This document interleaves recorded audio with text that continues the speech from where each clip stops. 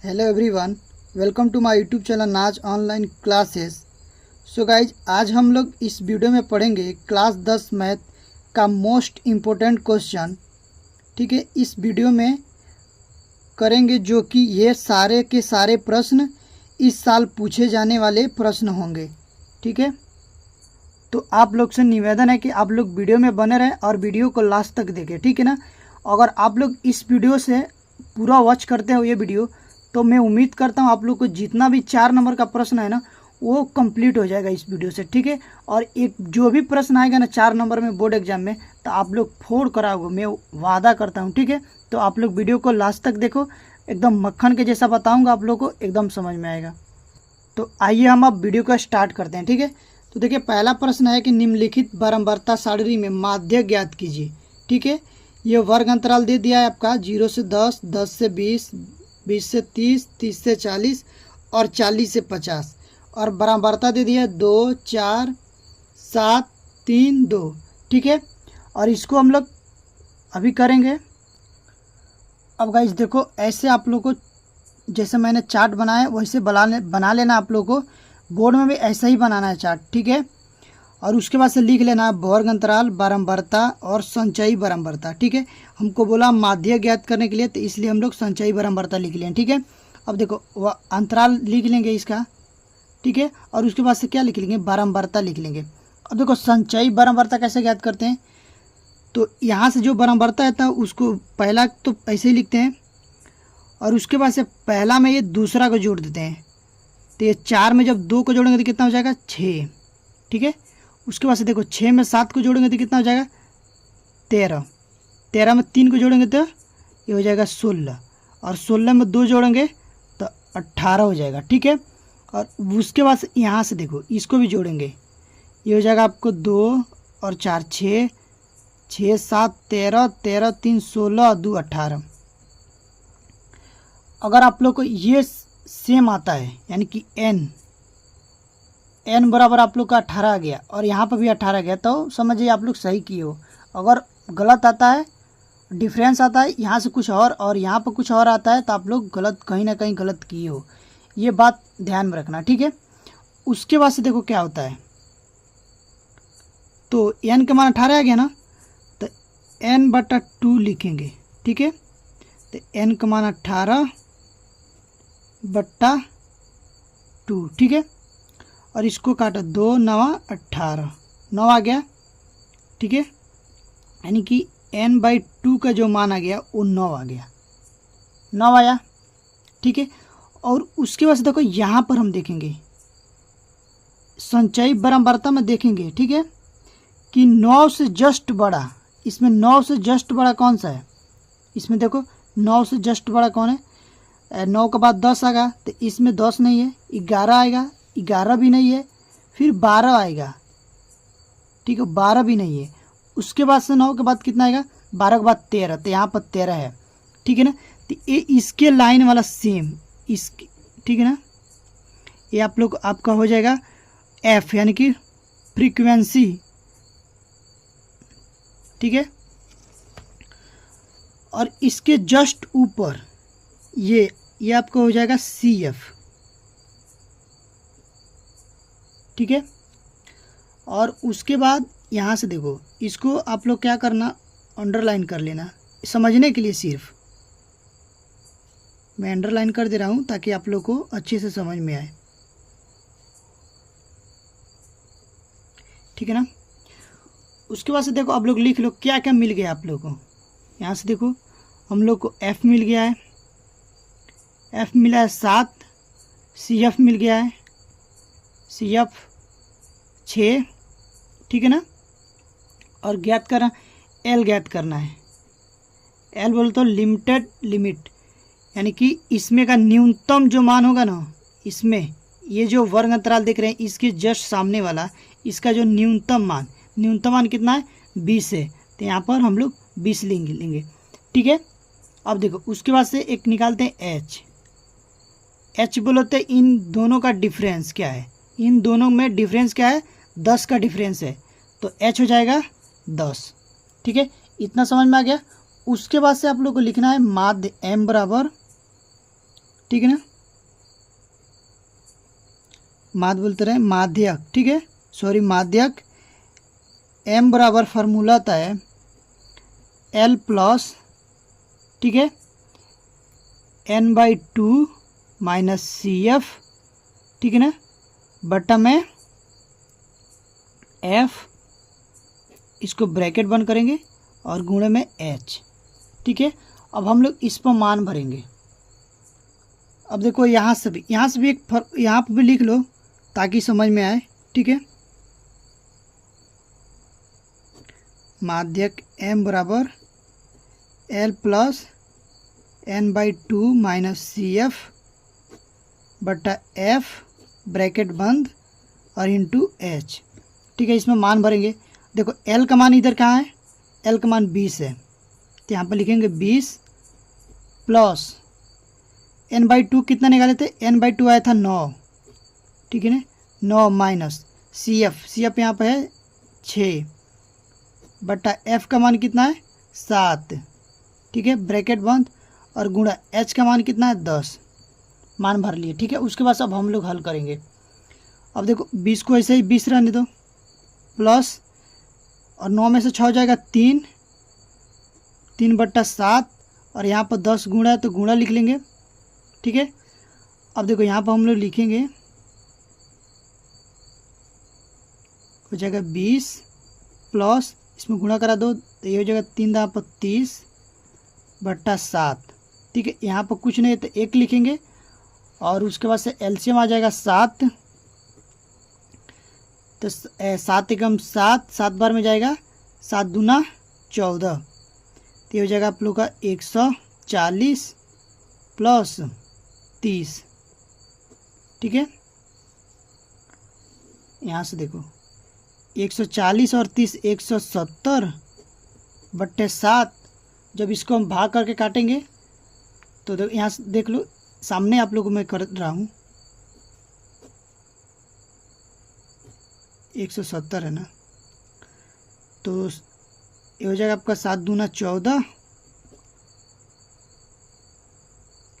7 दूना 14 बचा 3 उतरा 0 और 7 चौको 28 बचा 2, दशमलव लगाएंगे यहाँ पर 0, 7 दूना 14, ठीक है, बचेगा आप लोग का 6, 0 उतारेंगे और 7 बटे 56, ठीक है ना। तो मिला जुला का मिलेगा, यहाँ पर क्या लिख लेंगे, यहाँ से जब काटेंगे तो आप लोग का आंसर आएगा 24.28 समथिंग मतलब, ठीक है। तो यहाँ पर लिखेंगे m बराबर 224.28, ये माध्यक हो जाएगा, ठीक है। उम्मीद करता हूँ ये प्रश्न आप लोग को समझ में आया होगा। तो आइए हम लोग अब नेक्स्ट प्रश्न को करते हैं। ये दूसरा प्रश्न दिया है कि दो ऐसी क्रमागत विषम धनात्मक पूर्णांक ज्ञात कीजिए जिनके वर्गों का योग 290 हो। ये भी आप लोग को 4 नंबर में ही आएगा, ठीक है। तो देखिए इसको कैसे बनाते हैं। सबसे पहले हम लोग लिखेंगे हल, ठीक है, लिखेंगे माना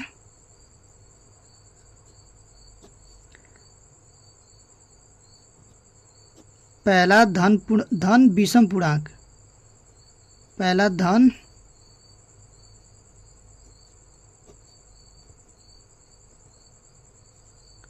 विषम पूर्णांक x मान लिए, ठीक है। तो दूसरा क्या हो जाएगा, दूसरा धन विषम पूर्णांक, और ये क्रमागत बोला है तो ये आपको लग जाएगा x+2, ठीक है। और उसके बाद से बोला है कि जिनके वर्गों का योग 290 हो, यानी कि इन दोनों को वर्ग करके जब हम लोग जोड़ेंगे ना तो 290 मिलेगा। तो यहाँ से हम लिखेंगे प्रश्नानुसार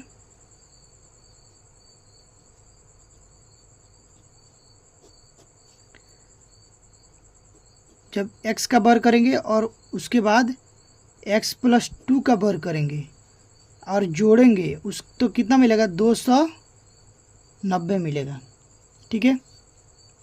अब देखो इसको करते हैं, ये हो जाएगा आप लोग का x² प्लस इसको a+b के होल स्क्वायर पर तोड़ लो, देखो यहाँ पर जब से होता ना ए प्लस बी का होल स्क्वायर, ये हो गया आपको A square plus B square plus 2ab।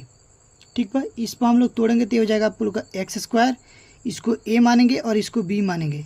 ठीक है, प्लस बी स्क्वायर मतलब बोले तो 4 प्लस 2ab, यहाँ से देखो 2ab यानी कि 2x।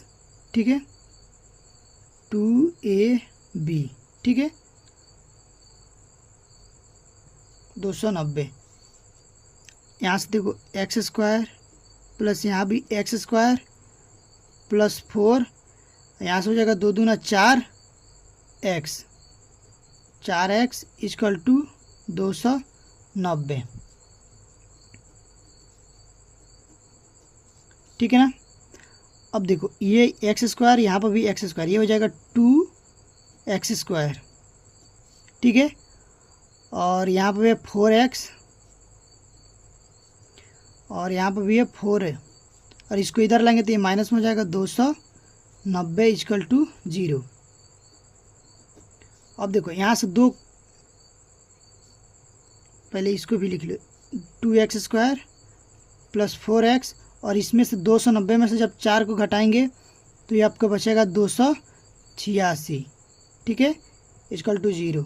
यहाँ से 2 कॉमन ले लेंगे, तो जब हम लोग 2 कॉमन लेंगे तो यहाँ पर बचेगा क्या, एक्स स्क्वायर प्लस यहाँ से बचेगा 2x और माइनस बचेगा यहाँ से 143।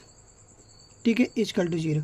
अब यहाँ से देखो 2 गुणे में इधर जाके क्या हो जाएगा, भागे में हो जाएगा।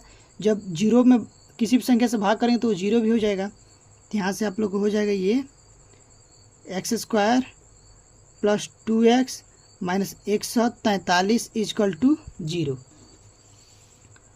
अब देखो इसको अब हम लोग गुणनखंड करेंगे। तो गुणनखंड कैसे करेंगे, तो अगर आप लोग को आता है तो ठीक है, नहीं आता इसको तोड़ लेना। ये 11 और 13 के बीच में टूटेगा। ठीक है ना, मैं बता दे रहा हूँ। यहाँ पर लिखेंगे एक्स स्क्वायर प्लस, ये देखो प्लस 13x और माइनस 11x। जब इसको हम लोग गुणा कराएंगे ना तो यहाँ से आ जाएगा 143 एक्स स्क्वायर। गुणनखंड करने का रूल होता है ना कि इसको पहले इससे गुणा कराएंगे और जितना आएगा उसको इस तरह से तोड़ना है कि जोड़ने और घटाने पर प्लस में 2x है और गुणा करने पर कितना है 143 एक्स स्क्वायर। तो इसको जब हम लोग तोड़ेंगे ना, इसको जब हम लोग गुणा कराएंगे तो इतना आ जाएगा, और इसको जब जोड़ेंगे और घटाएंगे तो 2 आ जाएगा। ठीक है, समझे। यहाँ से लिख लो 143 इक्वल टू 0। अब इनमें कॉमन देखो क्या है, इसमें भी x है। ठीक है,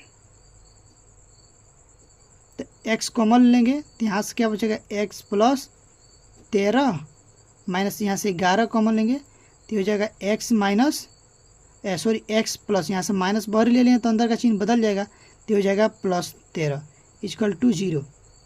अब देखो ये दोनों समान आया तो इसको एक बार लिखेंगे तो हो जाएगा x प्लस 13 और एक ब्रैकेट में हो जाएगा x माइनस 11 इक्वल टू 0। अब देखो एक बार हम x प्लस 13 को 0 के बराबर रखेंगे तो यहाँ से x बराबर हो जाएगा माइनस में 13, और एक बार x माइनस 11 को 0 के बराबर रखेंगे तो x बराबर हो जाएगा 11। तो देखो ये ऋणात्मक आया है तो इसको हम लोग नहीं लेंगे, तो इसको लेंगे। अब देखो यहाँ पर हम लोग माने थे ना पहला विषम पूर्णांक क्या था, x था, तो x बराबर कितना हो जाएगा 11, और दूसरा क्या हो जाएगा 11 प्लस 2 यानी कि 13। ठीक है, तो यहाँ पर हम लिखेंगे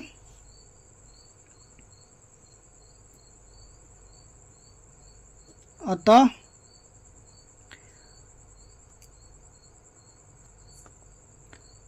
वह विषम पूर्णांक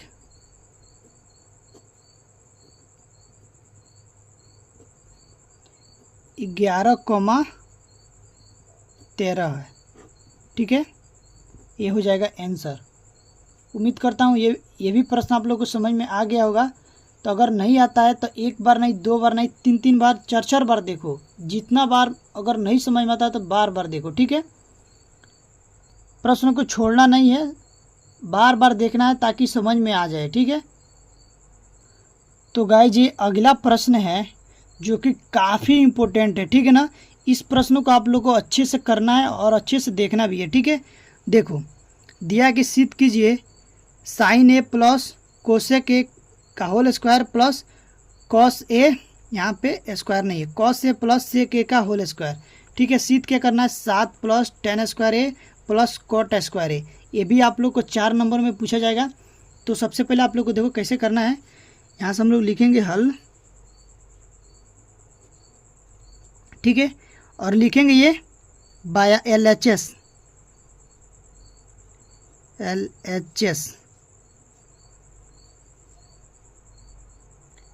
LHS मतलब लेफ्ट हैंड साइड लेने पर, ठीक है। तो देखो लेफ्ट हैंड साइड क्या है, sine A plus cosec A का whole square plus cos A plus sec A का होल स्क्वायर, ठीक है। अब देखो इसको ए प्लस बी के होल स्क्वायर पर तोड़ेंगे, ठीक है ना। देखो यहाँ पर हम लोग लिखेंगे चूँकि ए प्लस बी का whole square equal to A square plus B square plus 2ab। आप लोग को ऐसे लिखते जाना है, ठीक है ना। जो भी होगा वो लिखते जाना है, जो भी हम सूत्र को लगाएंगे वो साथ साथ लिखेंगे, ठीक है। तो इसको उस पर तोड़ लो, तो ये हो जाएगा आपका साइन का square, sine square A plus cosec square A plus 2 sine A into cosec A, ठीक है। उसके बाद से लिखो प्लस इसको तोड़ो cos square A plus sec square A plus 2 cos A into sec A, ठीक है। इतना आया समझ में। उसके बाद से देखो कैसे करेंगे। यहाँ से देखो ये साइन स्क्वायर ए, यहाँ से लिख लो साइन स्क्वायर ए, और यहाँ पे plus cos square A plus cos square एक साथ कर लो, ठीक है। और प्लस ये cosec square A plus sec square A एक साथ कर लो, ठीक है। Plus 2 sine A into cosec A plus 2 cos A into sec A. अब देखो उसके बाद इसका और इसका मान तो एक हो जाएगा। यहाँ से देखो sign square A plus cos square ए का मान एक होता है, तो यहाँ पर हम लोग लिख लेंगे 1, ठीक है। अब देखो और यहाँ पर कोसेक स्क्वायर ए का मान होता है, अगर आप लोग को फार्मूला नहीं यहाँ पे साइड में मैं लिख दे रहा हूँ, ठीक है ना। ये होता है cos square A plus sign square ए बराबर 1, या फिर sign square A plus cos square बराबर भी 1 होता है, ठीक है। और उसके बाद से होता है कोसेक स्क्वायर ए बराबर 1 प्लस कॉट स्क्वायर ए, ठीक है। और सेक स्क्वायर ए बराबर होगा 1 प्लस टेन स्क्वायर ए। ये फार्मूला आप लोग को याद रखना है, ठीक है। अब देखो यहाँ पर क्या लिखेंगे, यहाँ पर 1 प्लस कॉट स्क्वायर ए लिख सकते हैं, प्लस 1 प्लस कॉट स्क्वायर ए, और सेक स्क्वायर का जगह पर लिख सकते हैं 1 प्लस टेन स्क्वायर ए। समझ गए, इतना समझ में आ गया होगा। अब देखो यहाँ पे प्लस है, यहाँ से दोनों में 2 कॉमन ले लो, यहाँ से हम लोग 2 कॉमन ले लिए, ठीक है। तो अंदर क्या बचेगा,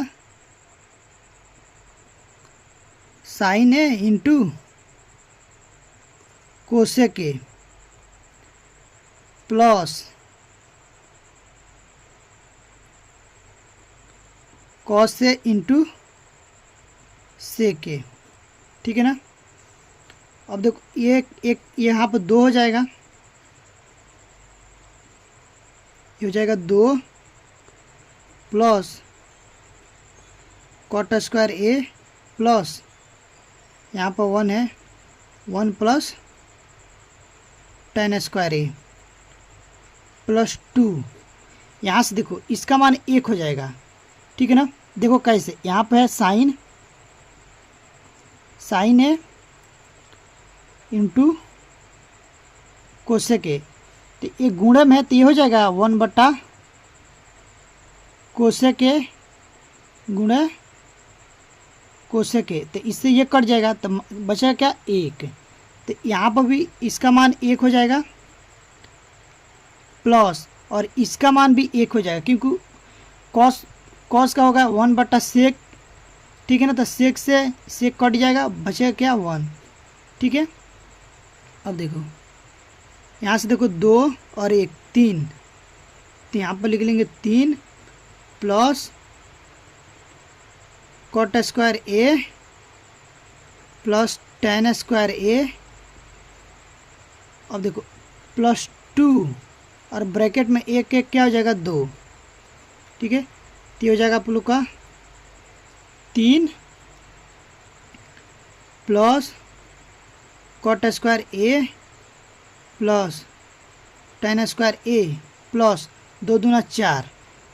अब देखो 4 और 3 कितना हो जाएगा 7 plus tan square A plus cot square ए, यही हम लोग को प्रूव करना था, ठीक है। यहाँ पर लिखेंगे प्रूव्ड। आया समझ में? उम्मीद करता हूँ कि ये भी प्रश्न आप लोग को समझ में आ गया होगा। तो आप लोग को अगर नहीं समझ में आता तो वीडियो को पीछे करके देखो, ठीक है ना। आप लोग वीडियो को जब तक देखो तब तक समझ में नहीं आता है, अगर समझ में आ जाता है तो खुद से प्रैक्टिस करो, 1 बार 2 बार 3 बार, जितना बार प्रैक्टिस करोगे उतना ही समझ में आएगा, ठीक है। तो आइए अब हम लोग नेक्स्ट प्रश्न को करते हैं।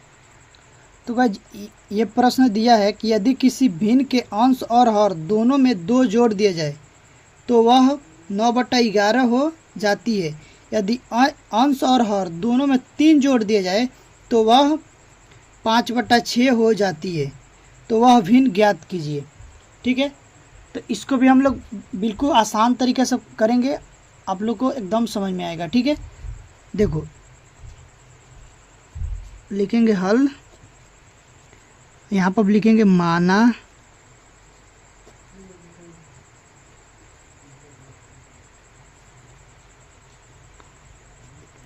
वह भिन्न x/y है, ठीक है। तो जब ये x/y है तो यहाँ पर हम लिखेंगे प्रथम शर्तानुसार,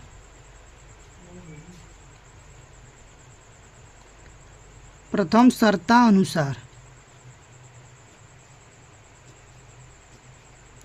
अब देखो प्रथम शर्त में क्या बोला है कि बोला कि यदि अंश और हर दोनों में 2 जोड़ दिए जाए तो 9/11 मिलता है। देखो इसको हम लोग अंश, ये अंश होता है और ये आप लोग का हर होता है।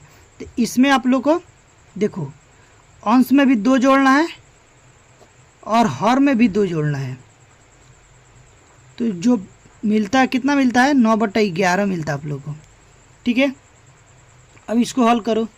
अब देखो तिरछा तिरछी हम लोग गुणा कराएंगे तो ये हो जाएगा आपको 11 x + 2 = 9 y + 2, ठीक है। तो ये हो जाएगा 11x + 11 दूना 22 = 9y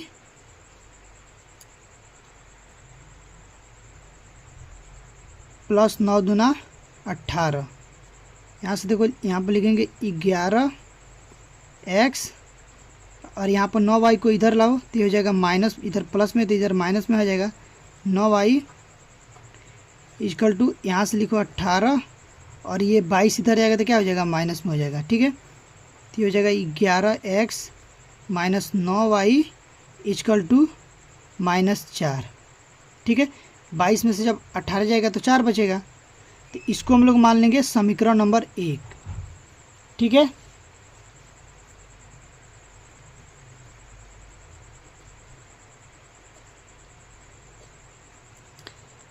और उसके बाद से लिखेंगे द्वितीय शर्तानुसार।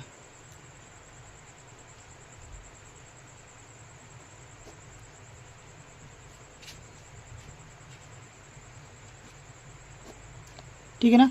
अब देखो दूसरी शर्त में क्या बोला है कि अंश और हर दोनों में 3 जोड़ दिए जाए तो वह 5/6 प्राप्त होता है। ठीक है ना। अब देखो अंश में भी 3 जोड़ेंगे और हर में भी 3 जोड़ेंगे तो कितना मिलेगा 5/6।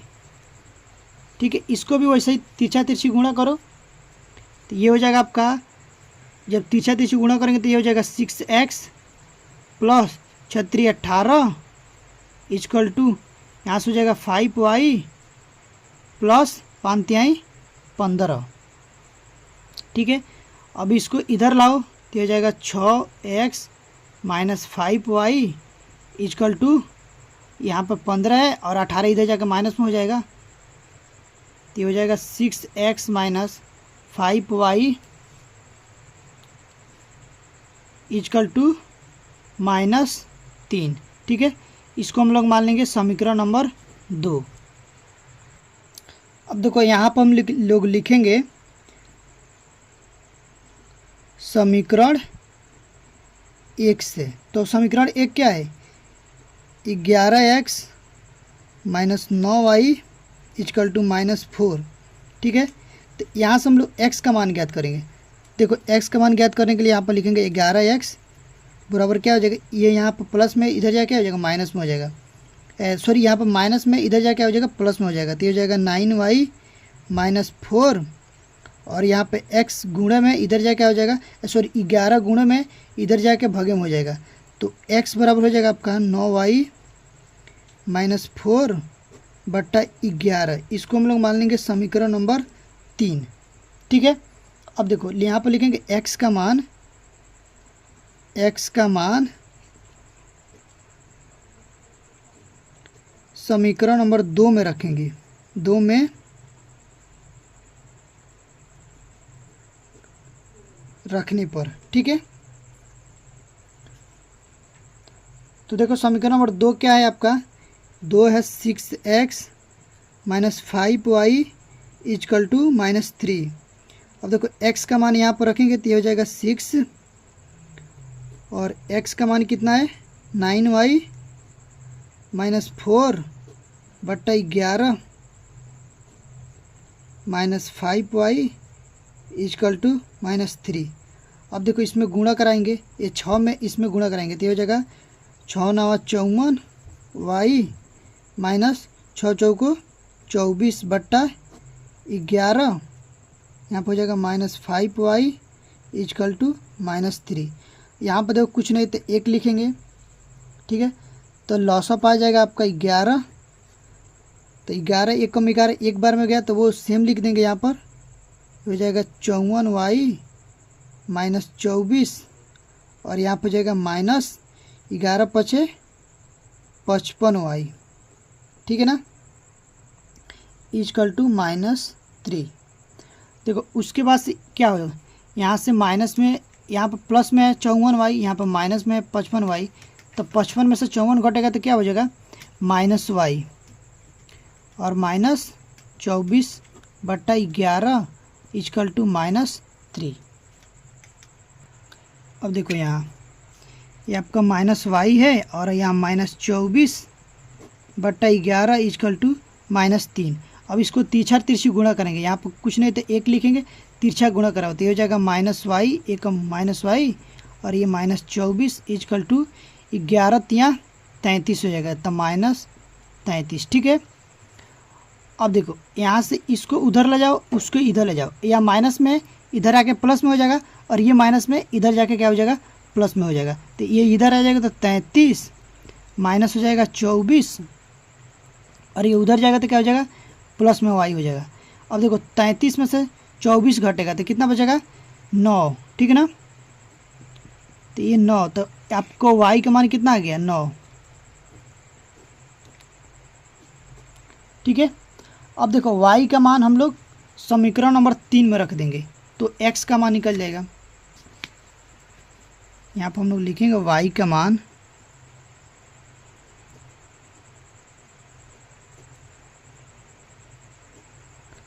समीकरण नंबर 3 में रखने पर। ठीक है, अब देखो समीकरण नंबर 3 क्या है, x बराबर 9y माइनस 4 इजकल टू 11। अब देखो 9y का मान भी 9 है और माइनस 4 बट्टा 11। अब क्या हो जाएगा, 9 9 81 माइनस 4 बट्टा 11। अब देखो 81 में से 4 जाएगा तो कितना बचेगा, 77 बट्टा 11। तो 11 सत्ते कितना हो जाएगा, 77।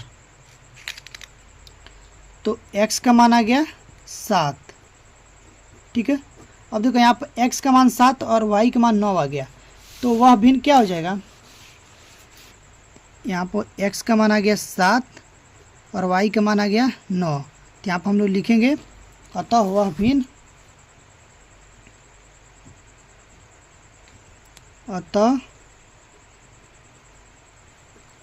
वह भिन्न 7 बटा 9 होगा। ठीक है, यही आंसर हो जाएगा। ठीक है, अगर आप लोग को ये वीडियो पसंद आई है तो प्लीज़ लाइक करें और हमारे चैनल पर पहली बार आए हैं तो सब्सक्राइब कर लें। ठीक है, और एक प्यारा सा कमेंट करके बताएं आप लोग कहाँ हैं, कहाँ से हैं। प्लीज़ गाइज लाइक और कमेंट ज़रूर करें। ठीक है, अब मिलते हैं इसी तरह के नेक्स्ट वीडियो में, तब तक के लिए bye, thank you for watching.